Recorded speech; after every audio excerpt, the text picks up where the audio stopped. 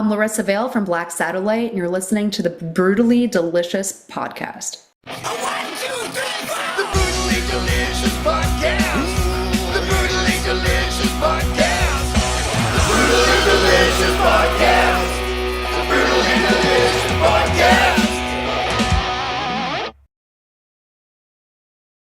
This is 70,000 Tons of Metal, the original, the world's biggest heavy metal cruise.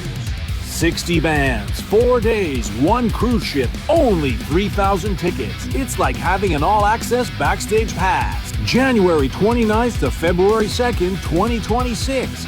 From Miami, Florida to Nassau, the Bahamas, and back. Go to 70,000tons.com and book now. How are you?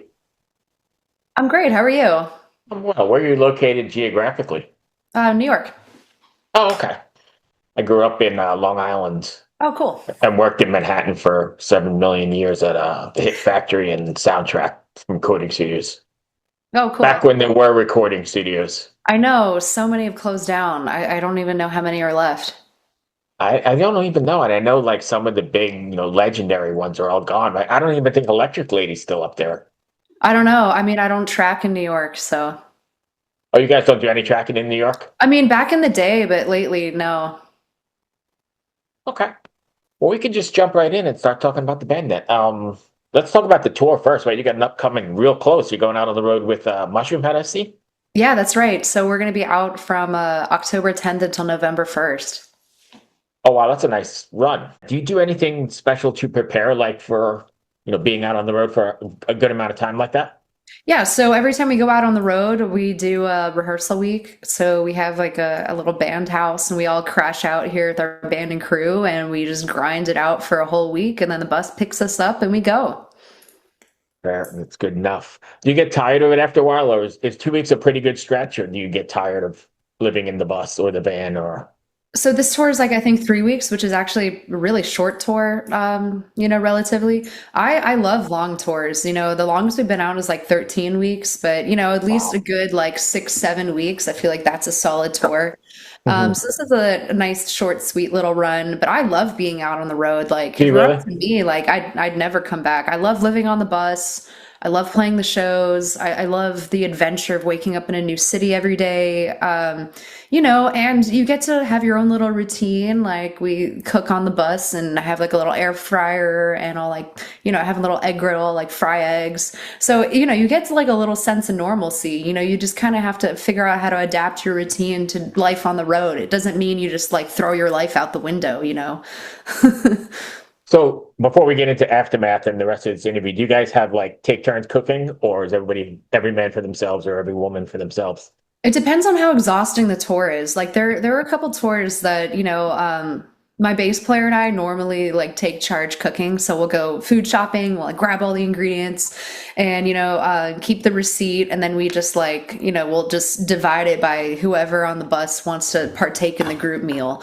And there was this one tour we were like overly ambitious, so we bought a crock pot. We like had a crock pot with us, so we were like throwing a bunch of chicken breasts and like broth and sauce and stuff, and then like cook some rice. We actually had a rice cooker too, but now it's just I don't know if it's just laziness, but it's just like a lot of work to like bring all this extra stuff on the bus, and then at the end of the tour get it off, and then if you're on a really exhausting tour, the last thing we want to do is like meal prep.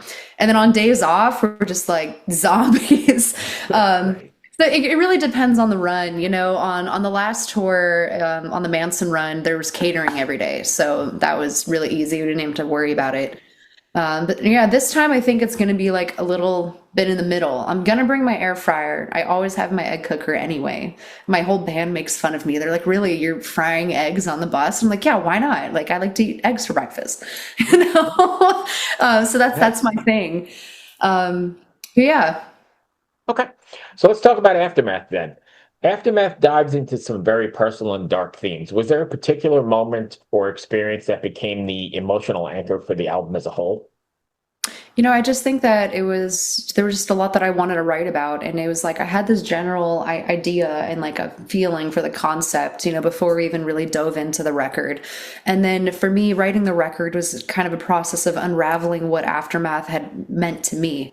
And through the process of that, I discovered that, I had this concept of aftermath, and what that meant was it's kind of, you have to be completely broken down to rebuild. And so it's like coming out of, hardship and tragedy and, just like when life kicks you in the ass.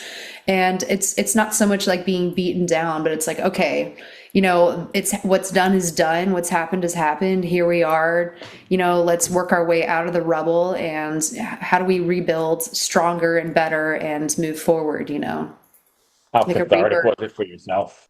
Exactly. Was it super cathartic for you as well? Oh, absolutely. Anytime I write music, which is funny because, when I'm having a bad day is when I kind of gravitate towards writing music. So this is why there's not like a lot of happy, cheery songs out there.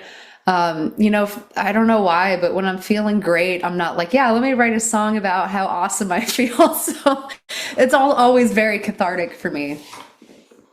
Do you ever feel like you've put too much of yourself into your song and like you've been too vulnerable, or is that the point?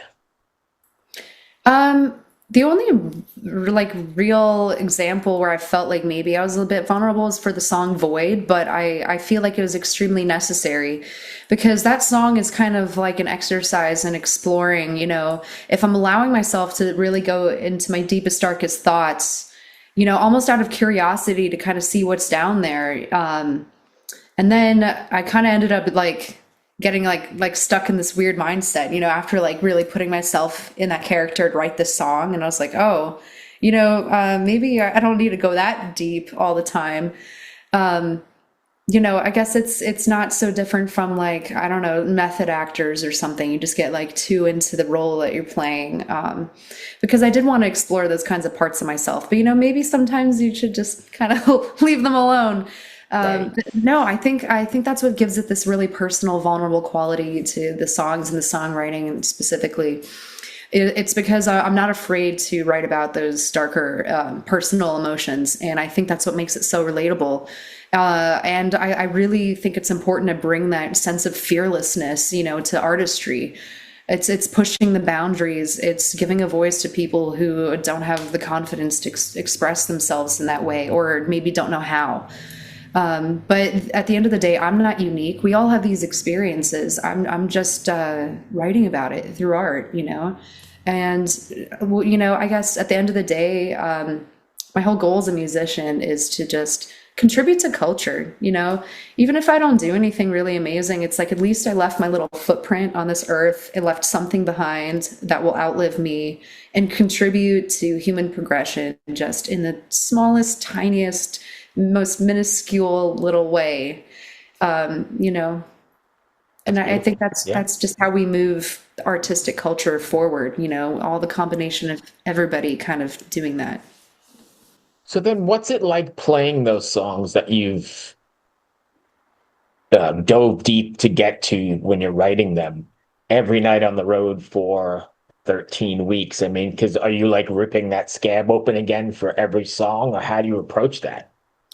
I think there's like a level of compartmentalization, and you just feel kind of removed from the experience. Because for me, when I'm writing songs and I get those words and thoughts and emotions out on the page or whatever, I feel like they're no longer like living inside of me. It's like now they're kind of externalized, and I get to look at it like as a third party, kind of objectively, as the artistic form that now it is. So yeah, it's kind of like you feel it in a different way. And like, can I put myself back into that mindset? Yeah. Is it really necessary to do that? No, not really. Um, we play every show like our life depends on it. And I don't feel like I need to bring myself to the point of tears to get that across on stage. So Right. Fair enough. Let's see. You've Kill for You explores the blurry line between love and obsession. So when crafting lyrics like that, did you ever worry about how listeners might interpret or relate to such an intense message? I mean, I love all the different interpretations, and I think that's also what's really great about, a concept kind of like that. it's less specific as, some other songs that I've written. And so people can kind of inject themselves into it. And it can mean, I mean, that's kind of goes, you could say that about, pretty much any song, honestly. People have their own attachments to it, and it means something different to them. They'll hear a certain lyric and it'll elicit like a memory that they had or an experience, and like, this is my song. And so then, in some way it just becomes much larger than, yourself. Like, after I write a song, it's not necessarily like my song anymore. Everybody feels like it's their song, for a specific reason. And I think it's just such a beautiful thing. And that's kind of the one of the, most rewarding things about writing music as well. Now it's not just my experience, it's a shared experience, that we can all relate to. Do you feel a sense of responsibility then to your fans to write that sort of message into your music, or do you just do it for you and hope they're along for the ride? I feel like my responsibility to the fans is just being as vulnerable and authentic as I can be as myself, because that's what I've been doing. And I think that's the best that I can do, it's just continuing to just be vulnerable in the way that I express myself through art. Okay. So let me shift gears again because I'm all over the place here, I guess, today, but hope you don't mind. What was it like touring with Manson? Did you learn anything from that tour, or was there anything great stories? I don't need the dirty stories. I'm not looking for dirt at all. Just anything good, surprising. No, that tour was really incredible. I mean, all the nights were sold out. There were thousands of people every day. And it was really cool because from the first night, it was really evident, like, okay, this is like our fan base, and like all the goths come out and they're Right. lining up in their fishnets. And I'm like, hell yeah, I'm so ready for this. And then, we even had like people like lining up outside our bus. So I'd like leave the bus and they were like, oh, Larissa, Larissa. And I'm like, what is going on right now? I haven't really experienced this before. I don't know. It was just like it was just an amazing experience. And I never get stage fright or anything like that. So the bigger, the better, when it comes to the crowd. And, I kind of did this thing where I wouldn't even like look to see how many people were out there. You could just hear them, and I just wanted it to be like a surprise every night. So like we our intro would start. It's our walk-on intro. And then we weren't even on stage yet. And I hear people screaming and I'm like, what is going on? And then, my drummer walks on first. The screams are just even louder.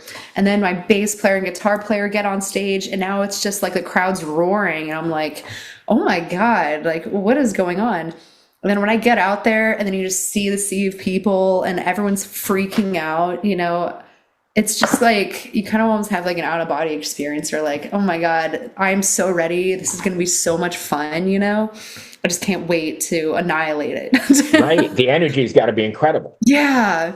But I didn't want to spoil that ahead of time. Like, I just want to go out there and have that moment of just looking at the crowd and being like, okay, this is it. So can I ask you then, what would your reaction have been if that curtain opened or the lights went on and there was three people? Is a black satellite show a black satellite show, or how does that work? Not I saying mean, that happens, but we've played shows of all different kinds of sizes. I wouldn't say for three people, but like I said, it's not just another show for us. And for the people that show up, this could be a night that they always remember. So whether it's a small club or and they paid their money too. exactly. And it's like, do you really want to show up with like such an ego that like what you're like too cool to play in front of like 20 people? Like I feel like that anyone that you have the opportunity to like share your art with, or I mean, like, why would you squander that opportunity? And at the end of the day, why do we do this? It's because I love music, I love writing music, I love playing shows, I love connecting with the fans. Why would I not do that for every kind of show? Perfect. So I've got one out of the box question. I hope you don't mind here in a second, but Black Satellites after the Mushroomhead tour, what do you guys got going on for the rest of the year, or is that all you have for now? More singles, anything coming up? So yeah, that's our touring for the year. Obviously, there's lots of plans for next year. There's nothing I can announce right now, but Sure. you know me, I love to be on the road. I love to stay busy, and I think next year will be no exception. Okay, and people want to find you at Black Satellites everywhere? Yeah, Black Satellite, blacksatellite.com. It's at Black Satellite and all the socials. On the website, you will find all the ticket links and the links to our VIP upgrade for the upcoming tour, as well as our official merch store.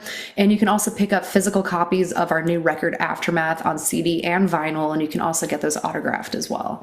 And you can also follow me personally at Larissa Vale Official. You know, DM me, ask me questions, and come meet me after the show.